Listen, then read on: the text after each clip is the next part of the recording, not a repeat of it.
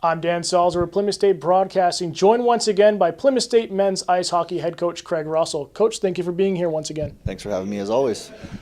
A great start to the season, about quarter of the way through. You're 4-2, 3-0 in the MASCAC. A 3-game winning streak this past week, being capped off with that 10-1 win at Framingham State. It seems as though everything's clicking. We couldn't hear any audio from the game, but was that the case at Framingham State? We definitely took steps in the right direction. There were certain things that we wanted to concentrate on coming into the game. I thought we actually were terrible at them in the first period. And even though we had a 4-0 lead, I thought it was one of our worst periods that we've played so far this year. So we kind of regrouped in the first intermission and chatted about all of our concentration points that we had coming into the game, and really came out in the second period with a nice solid effort. And in a game like that where the goals just keep tending to pile up, kind of everything we shot at the net went in is what it felt like. It's really hard for the guys to get disengaged and not concentrate on the task at hand, but they were really mentally engaged in the game for the entire 60 minutes, and we really pushed through that last period to get out of there with a win, and it was good to see that they had that mental fortitude.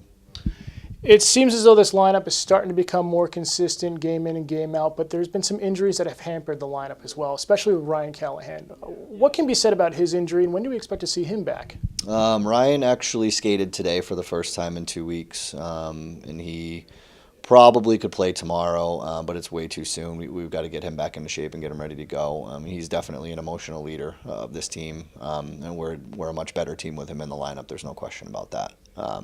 So hopefully that injury rehabs itself over Thanksgiving break with the time that we've got off, and he'll be able to come back after Thanksgiving break ready to go and be ready for the Worcester game.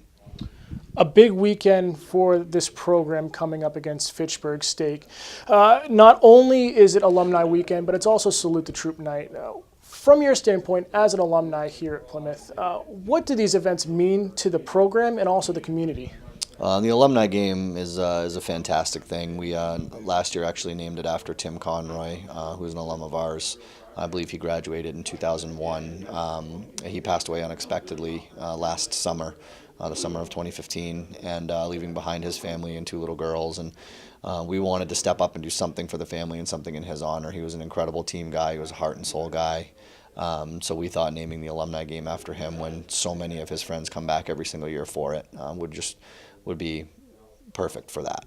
So we did that. We named an award after him as well at the end of the season. So we've got those 2 things to honor him. But having all the alumni back is the best. They all get to kind of tell their stories and relive their days of what it was like to be here, good, bad, or indifferent. And it's funny to hear those stories. It's good for the guys that are here to kind of mingle with them and network with them and talk to them and hear their stories, and they can swap some of their stories that they've got with more recent things. But it's just a great thing to have. It just feels like your family has come back for a holiday is what it feels like. And as far as the Salute the Troops game, something that's just been going on for the past 7 years now, it's a great thing to be a part of, benefiting local charities.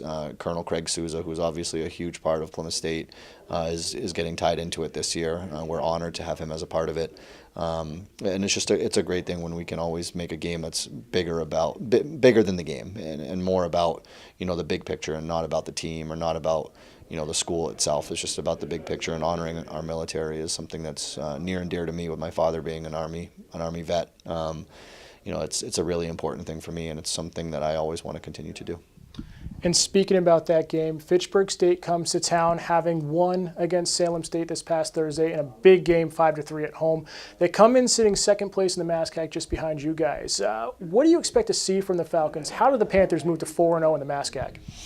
A lot of the same stuff that we really wanted to concentrate on last night. Fitchburg is a very good team. They're very well coached. They've got good speed throughout their lineup. They've got defensemen that can move the puck, and they've got a goalie who's a sophomore that had a ton of experience last year as a freshman, so he should be able to draw from that this year, and he knows what our atmosphere is like, being that we had them in a playoff game last year. So nothing is going to surprise them. They are a bit of a younger team this year, but watching them on film, they're quick, they're creative, their power play looks really dangerous.